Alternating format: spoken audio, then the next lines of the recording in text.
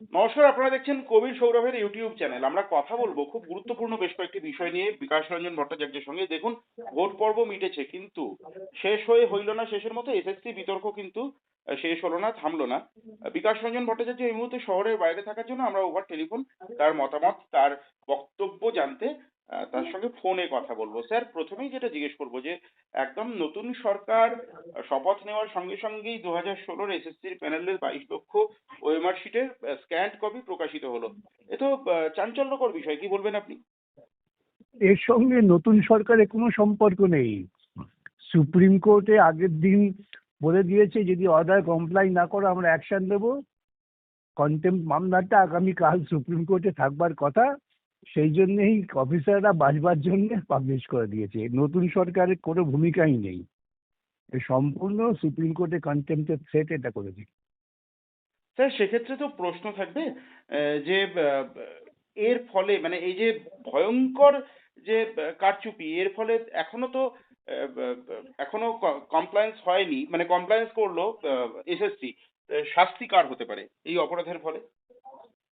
সেটা তো নির্ভর করবে সরকারের ওপর, কেন দুর্নীতি তো সরকার করেছে। এখন যে সমস্ত অফিসাররা ওদের সঙ্গে কলিউড করেছে তাদের বিরুদ্ধে সরকারকে অ্যাকশন নিতে হবে। আর মন্ত্রীরা?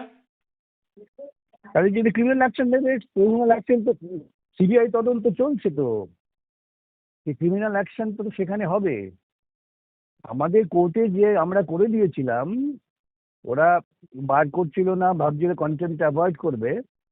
সুপ্রিম কোর্টে আগের দিন কন্টেন্ট মামলা শুনানির সময় বলে দিয়েছে যে এখনো তোমরা করোনি, ইউল ফেস দি মিউজিক। সেই ভয়ে কালকে যেহেতু সুপ্রিম কোর্টে মামলাটা আছে, যদিও মামলাটা হবে না কালকে হুম, ভিন্ন কারণে, হুম, হুম। অফিসাররা সেই জন্যই তাড়াতাড়ি ওয়েমার লিস্ট পাবলিশ করেছে, যাতে সুপ্রিম কোর্ট তো ওখান থেকে সরাসরি জেলে পাঠিয়ে দেবে, আর অন্য কোনো যাওয়ার রাস্তা নেই, সেই ভয়েই করেছে। স্যার, আমি হস্তগণনা করতে অবশ্যই বলবো না, কিন্তু আপনার দীর্ঘ অভিজ্ঞতার ফলে আমি জিজ্ঞেস করতেই পারি যে এই সরকারের দৃষ্টিভঙ্গি এখানে কি হতে পারে বলে মনে করছেন? আইন মানতে হবে, যদি বলে আইন মানবো না তাহলে ওই সরকার ওই সরকারের কোনো পার্থক্য নেই। সরকার তো মন্ত্রীরা তো কিছু না, মন্ত্রীরা তো পুতুল, আসল তো থাকবে অ্যাডমিনিস্ট্রেশন, যারা লিগালি অর্ডারটা কমপ্লাই করার জন্য বাধ্য। আগে যারা ছিল তারা হয়তো মুখ্যমন্ত্রী বা শিক্ষামন্ত্রী একটু তাদের প্রতি অনেক বেশি আস্থাশীল হওয়ার জন্য ঢিলে ঢালা করছিল। দেখছেন না এখন ডিএ মামলা সুপ্রিম কোর্ট অর্ডারের পর তাড়াতাড়ি ডিএ দেওয়ার ব্যবস্থা করেছে। এই পেছনে এই সরকারের কোনো ভূমিকা নেই, বা এটা সম্পূর্ণ আদালতের কৃতিত্ব। স্যার, ডিএর বিষয়ে অবশ্যই পরে আসবো। আমার একটা জিনিস জানতে কৌতূহল হচ্ছে। আমার মনে পড়ে অন্তত 100টা সভায় আপনি এবং আমাকেও অসংখ্য ইন্টারভিউতে আপনি বলেছেন, আপনাদের নেতা গৌতম দেব যখন সুস্থ ছিলেন বারবার করে বলতেন, আপনি বলতেন যে আধিকারিকদের উদ্দেশ্যে, আমলাদের উদ্দেশ্যে যে ফাইলগুলোতে দেখে নেবেন যেন সইটা মন্ত্রীর থাকে, আপনার না থাকে, কারণ জেলে যেতে হবে। আজকে কি আপনাদের সেই আশঙ্কা সত্যি হচ্ছে? বটেই তো, কিন্তু কবে থেকেই আমরা বলছি যে পার পাবে না কেউ, মন্ত্রী থাকুন বা না থাকুন পার পাবেন না। এটা ক্রিমিনাল অ্যাঙ্গেল যেটা আছে, ক্রিমিনাল কনস্পিরেসি, সেটা থাকলে পরে মন্ত্রীরা সবাই জেলে খাটবেন। কিছু মন্ত্রী তো ইতিমধ্যেই হাজতবাদ করে এসেছেন। হ্যাঁ, কিন্তু স্যার, সেটা তো ট্রায়াল চলার সময়, তাকে কি শাস্তি বলা যায়? না, এটা শাস্তি, ভার্চুয়ালি তো শাস্তি হলোই। ট্রায়াল হলে পরে যখন তার পানিশমেন্ট হবে, তখন এই পিরিয়ডটাকে তো ওরা এক্সাম্পশন দেবে, এতদিন জেল খেটেছে অত এই পিরিয়ডটা বাদ যায়, সুতরাং এটাও এক ধরনের শাস্তি। স্যার, আমার মনে পড়ছে আপনি অসংখ্যবার এবং আপনার জুনিয়ররা ব্যক্তিগতভাবে ইন্টারভিউতে আমাকে অনেকবার বলেছেন যে মুখ্যমন্ত্রীর জেল এড়ানোর কোনো উপায়ই নেই। তৎকালীন মুখ্যমন্ত্রীর, এখন প্রাক্তন মুখ্যমন্ত্রী, আস্তে আস্তে কি পরিণতি সেই দিকেই এগোচ্ছে? অবধারিত, কেউ বাঁচাতে পারে? আপনি এখনো বলছেন অবধারিতভাবে মমতা বন্দ্যোপাধ্যায়কে জেলে যেতে হবে? অবধারিত। স্যার, আমার পরবর্তী প্রশ্ন থাকবে যে ডিএ মামলা ঐতিহাসিক রায় এবং সেই রায়ে আপনি প্রধান কৌঁসুলি ছিলেন। আপনি সেই রায় বার করে এনেছেন আদালত থেকে, যদিও আপনার দল সে বিষয়ে বিশেষ সুবিধা করতে পারেনি, কিন্তু রায় বার করার ক্ষেত্রে আপনার ভূমিকা অনস্বীকার্য হয়ে থাকবে। নতুন সরকারের ডিএ এর ব্যাপারে দৃষ্টিভঙ্গি, সরকারি কর্মচারীদের ডিএ পে কমিশনের প্রতি দৃষ্টিভঙ্গি কি হতে পারে বলে আপনি মনে করছেন? দেখুন, নতুন সরকার তার দৃষ্টিভঙ্গির উপর নির্ভর করছে না জিয়ে দেওয়া না দেওয়া। জিয়ে দেওয়া প্রক্রিয়া চালু হয়ে গেছে সুপ্রিম কোর্টের নির্দেশে, সেটাও শুনানির জন্য আছে।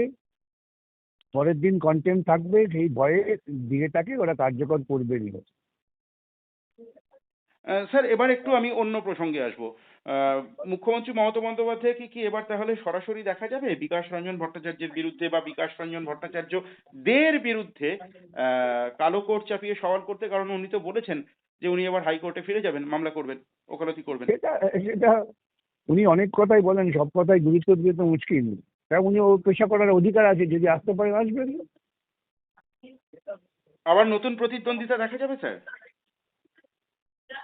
উনি কার সঙ্গে প্রতিদ্বন্দ্বী হবেন সেটা তো ওকে ঠিক করতে হবে, ওটা আমি ঠিক করবো না। স্যার আপনি যদিও আপনার সোশ্যাল মিডিয়ায় লিখেছেন আপনাদের দলের, কিন্তু আমি নির্দিষ্টভাবে আপনার হুম। বক্তব্য আমার দর্শকদের জন্য জানতে চাইছি। এই যে মুখ্যমন্ত্রী, প্রাক্তন মুখ্যমন্ত্রী, বারবার করে মুখ্যমন্ত্রী বলে ফেলছি অভ্যাসবশত, প্রাক্তন মুখ্যমন্ত্রী যে আপনাদের আপনাদের দিকে ইগোহীন ভাবে বন্ধুত্বের হাত বাড়িয়ে দিলেন, আপনারা সেই হাত ধরলেন না কেন বিজেপির বিরুদ্ধে লড়াইয়ে? উনি বিজেপির বিরুদ্ধে লড়াই করতে চান না, উনি বিজেপির বিরোধী লড়াইটা কারো দুর্বল করতে চান, সেজন্যই উনি বলেছেন।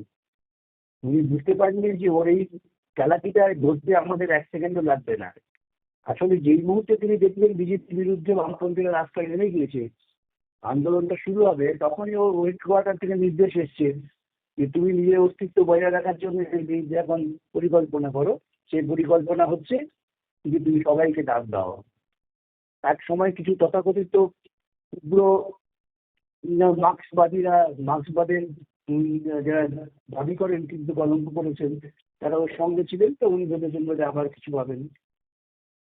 স্যার আমার একটা প্রশ্ন থাকবে, দীপঙ্কর ভট্টাচার্য আপনি নিশ্চয়ই জানেন, সিপিআইএম এর সাধারণ সম্পাদক। তিনি আপনারা তাদেরকে কমরেড বলে এখনো সম্বোধন করেন, আপনাদের জোট সঙ্গী। তিনি মুখ্যমন্ত্রীর প্রতি নরম মনোভাব দেখিয়েছেন, তাহলে কি আপনাদের জোট আবার ভেঙে যাবে?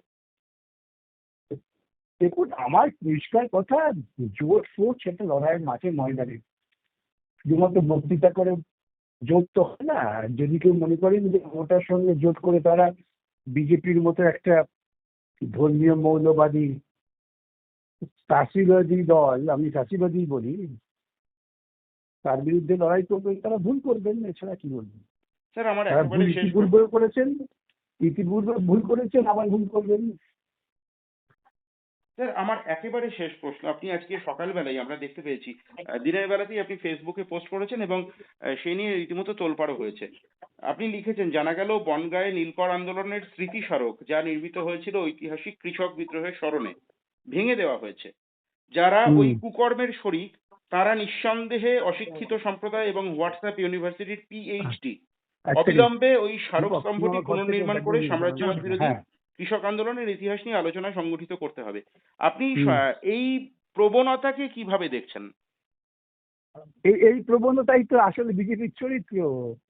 যেই কাজটা এতদিন ওরা মমতাকে সামনে রেখে করেছেন নিশ্চিন্তে, মহা আনন্দে, এবং মমতার বিরোধিতা করে ওদের নিজস্ব ক্ষেত্রটা প্রস্তুত করার চেষ্টা করেছেন, আজকে সেটা তো আর পাচ্ছেন না। সরাসরি এখন লড়াই হচ্ছে, আমি আগেই বলেছি, এখন লড়াই সরাসরি। সেই সরাসরি লড়াইয়ে ওরা আতঙ্কিত। এখন সেটাই আরো কি করে বিভ্রান্ত সৃষ্টি করা যায়, তার জন্য অনেক কৌশল নেবেন ওরা। আপনাদের লড়াইয়ের গতিমুখ কি হবে? শুধুমাত্র আইনি লড়াইয়ে আবার 2011 সালের পরবর্তীকালের মতো, নাকি পথেও আপনারা থাকবেন? আমি সবসময় দেখুন, লড়াইয়ের প্রত্যেকটা যে ক্ষেত্র আছে, সংসদীয় গণতন্ত্রে বসবাস করছে, একটি সংবিধান নিয়ন্ত্রিত, সেখানে আইনি লড়াইটা অত্যন্ত গুরুত্বপূর্ণ। সেটা যেমন চলবে, পাশাপাশি মাঠে ময়দানের লড়াইও চলবে। এ নিয়ে তো কোনো দ্বিধা থাকার কথা না। অনেক অনেক ধন্যবাদ স্যার সময় দেওয়ার জন্য। হুম, হুম।